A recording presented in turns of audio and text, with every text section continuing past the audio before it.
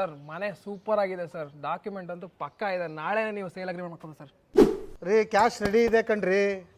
ಆದರೆ ಈ ಪ್ರಾಪರ್ಟಿ ಯಾರ ಹೆಸರಲ್ಲಿದೆ, ಪ್ರಾಪರ್ಟಿ ಮೇಲೆ ಎಷ್ಟು ಲೋನ್ ಇದೆ, ಪ್ರಾಪರ್ಟಿ ಎಷ್ಟು ಜನಕ್ಕೆ ರಿಜಿಸ್ಟರ್ ಆಗಿದೆ, ಈ ಪ್ರಾಪರ್ಟಿ ಸೇಲ್ ಅಗ್ರಿಮೆಂಟ್ ಆಗಿದೆಯೋ ಇಲ್ವೋ ಹೆಂಗೆ ತಿಳ್ಕೊಳ್ಳೋದು?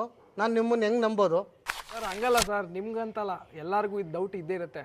ಇದಕ್ಕೋಸ್ಕರನೇ ಗೌರ್ಮೆಂಟು ಬೈಯರ್ಸ್ಗೆ ಒಂದು ಸೇಫೆಸ್ಟ್ ಸರ್ಟಿಫಿಕೇಟ್ ತಂದಿದೆ, ಅದೇ ಇ.ಸಿ. ಏನೋ ಇ.ಸಿನಾ? ಇ.ಸಿ ಅಂದರೆ ಏನು? ಅದು ಎಲ್ಲಿ ಸಿಗುತ್ತೆ ಇ.ಸಿ?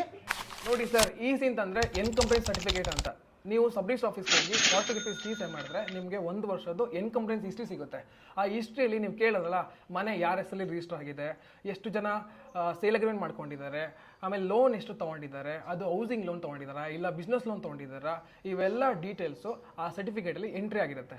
ಇದನ್ನೇ ಇ.ಸಿ ಅಂತ ಕರೀತಾರೆ. ಸೊ ನೀವು ಮನೆ ತೊಗೋಬೇಕಾದ್ರೆ ಇದೊಂದು ಮ್ಯಾಂಡೇಟರಿ ಡಾಕ್ಯುಮೆಂಟ್ ಆಗಿರುತ್ತೆ ಬಿಫೋರ್ ಮನೆ ತೊಗೊಳಕ್ಕಿಂತ ಮೊದಲು. ಕೇಳಿದ್ರಲ್ಲ ಸಾಕು ಬಿಡ್ರಿ, ನನ್ನ ದುಡ್ಡು ಸೇಫು ಅಂತ ಗೊತ್ತಾಯ್ತು. ತೆಗ್ಸ್ರಿ ಇ.ಸಿ, ನಾಳೆ ಅಗ್ರಿಮೆಂಟ್ ಮಾಡ್ಕೊತೀನಿ.